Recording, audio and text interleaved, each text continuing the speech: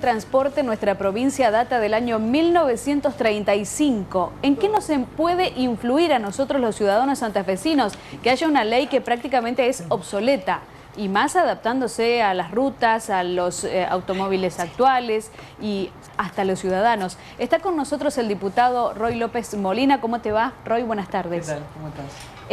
Uno se pregunta en qué nos influye a nosotros y vos ya has detectado varios puntos de esta ley. Sí, sin duda.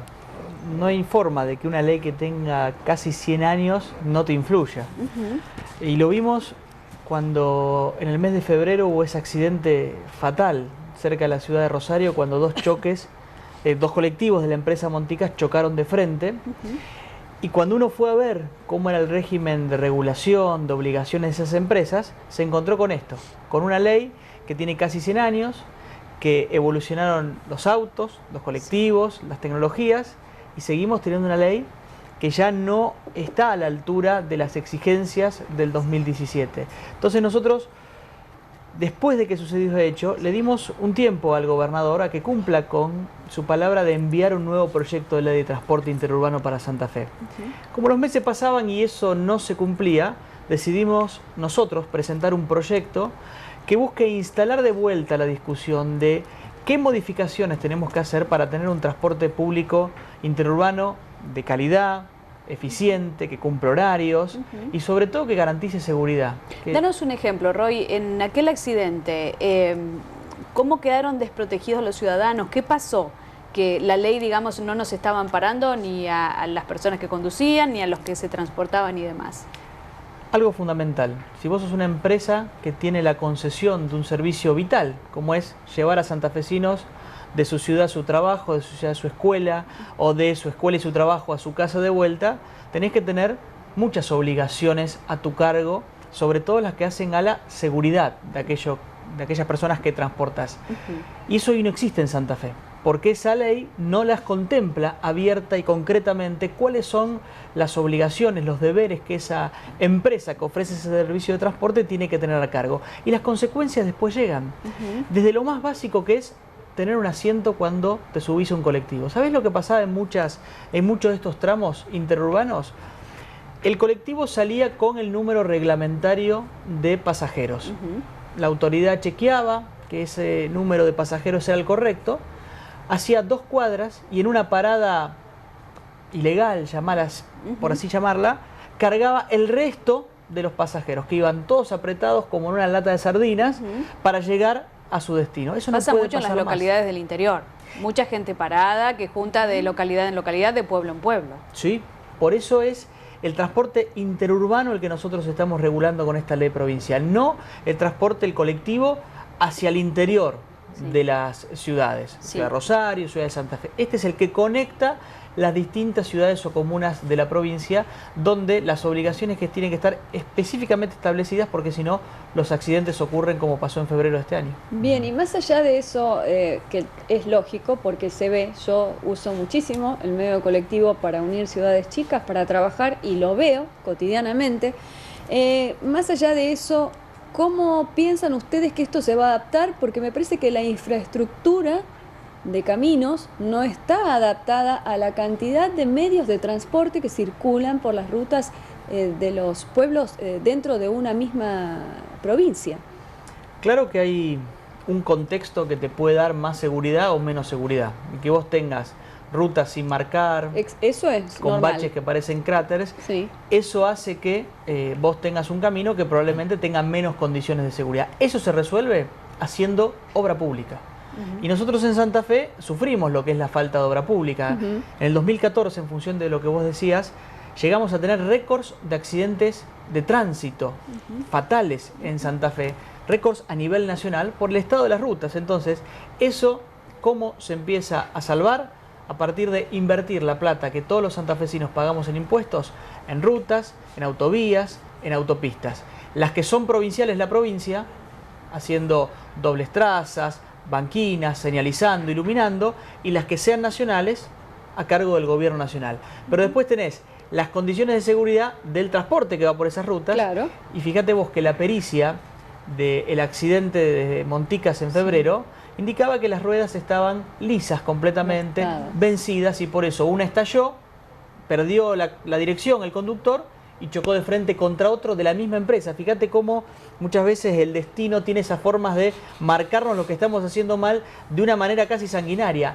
Dos colectivos de la misma empresa terminan chocando de frente. En este caso puntual, Roy, el Estado provincial debiera controlar a quién le entrega la concesión de los viajes, de los colectivos, ¿no? De las empresas.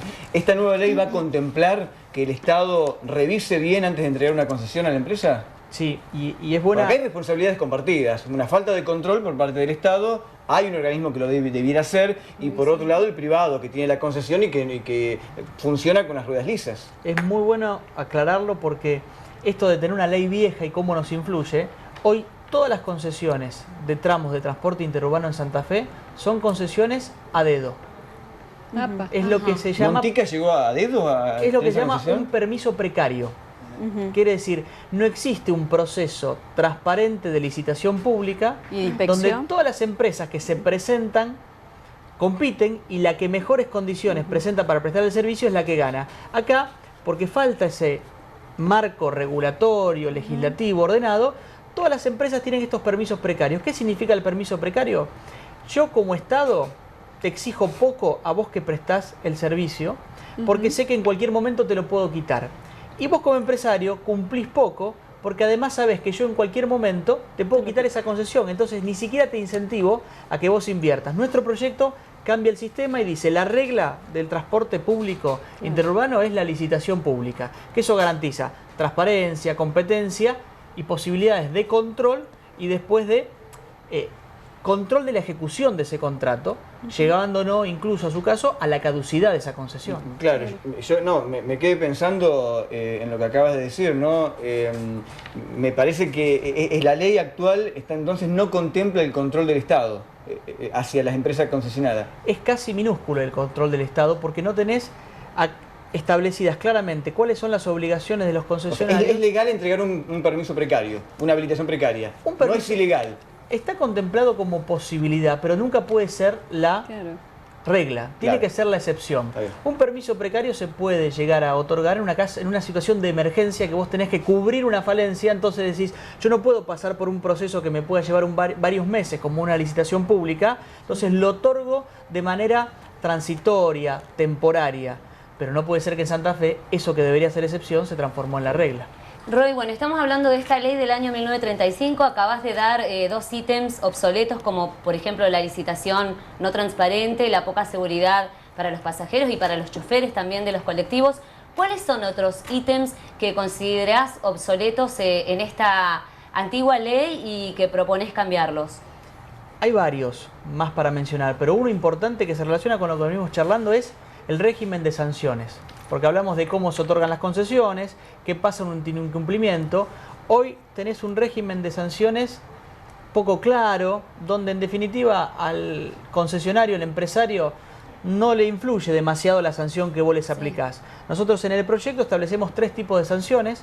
La multa, que puede llegar a los 4 millones de pesos, porque si vos incumplís con algo que tiene que ver con la seguridad, eso te tiene que doler. Y donde duele generalmente es en el bolsillo. Sí. Entonces multas de verdad actualizadas, inhabilitaciones y después la caducidad de la concesión. Cuando el incumplimiento es grave, cuando se repite, vos le podés decir a ese empresario, mira, yo no quiero que preste más este servicio, dámelo a mí, pero con un agravante. No solamente te quito la concesión, sino que transitoriamente, para que no se me generen problemas con los vecinos que necesitan los colectivos, yo te puedo incautar transitoriamente, por ejemplo, en este caso, los colectivos. Móviles, sí. Yo como Estado, en el tiempo que me cueste cubrir el bache que vos me dejaste, te voy a usar tus colectivos para seguir prestando el servicio. Ajá. Ese es algo moderno que es necesario incorporar para que nadie quede preocupado, porque cuando fue lo de Monticas, muchos vecinos no sabían cómo ir a su trabajo porque No estaban los colectivos. No estaban los colectivos. Claro. ¿Tenés alguna referencia de que se haya aplicado ese apercibimiento por allí en otro lugar?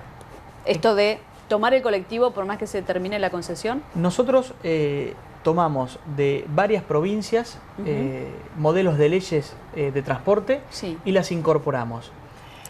Cuando vos te presentás a una licitación pública, la ganás y firmás un contrato de concesión con el Estado, sabés que ese contrato va a tener cláusulas que son poco habituales en el contrato entre privados, pero sí cuando contratás con el Estado. Con lo cual, si vos firmaste un contrato que establece la posibilidad de la incautación provisoria de bienes en casos de incumplimientos graves y de baja la concesión, Sí. después no podés ir a la justicia a quejarte. Y si Claro. vas a la justicia porque no te gustó esa medida, la justicia te va a decir, usted firmó esto y sabe que el Estado tiene que cuidar el bien público, el bienestar general, que hace que transitoriamente esos colectivos los pueda usar aunque no sean de su propiedad. ¿Puedo Roy. hacer una pregunta cortita? Sí.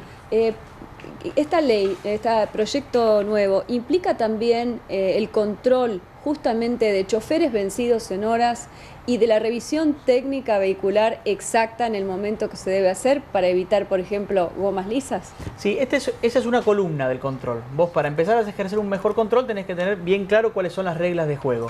Ahora después va a haber funcionarios que tienen que hacer bien esa tarea. Y yo creo que esto tiene que ver con la ejemplaridad. Cuando vos tenés nichos del Estado donde permanentemente hay casos de corrupción, que es producto o que generan falta de control, tenés que ir de a poquito empezándolo a cambiar. Entonces, empecemos por tener una buena ley. Y eso va a desnudar muchas veces las deficiencias De de cada quienes empresa. tienen que aplicar esa ley, que hoy sería ley vigente. Roy, muchas gracias por la visita. Bueno, muchas gracias. Y a ojalá ustedes. se apruebe. Ojalá, Gracias. ojalá que sí.